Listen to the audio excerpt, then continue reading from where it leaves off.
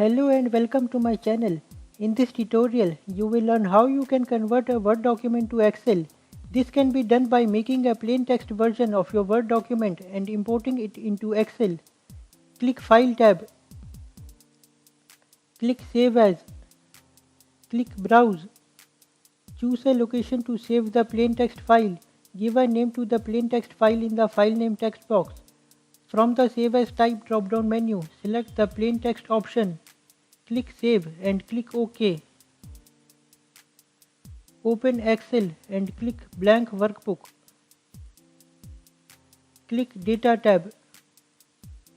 Click From Text CSV and select the plain text file. A pop-up box will appear asking you to specify file origin, delimiter and data type detection. Click Load. That's all. If you have any questions, please let me know in the comments below. If you found my tutorial helpful, give it a thumbs up and don't forget to subscribe to my channel. Also hit the bell icon to get notified about my new uploads.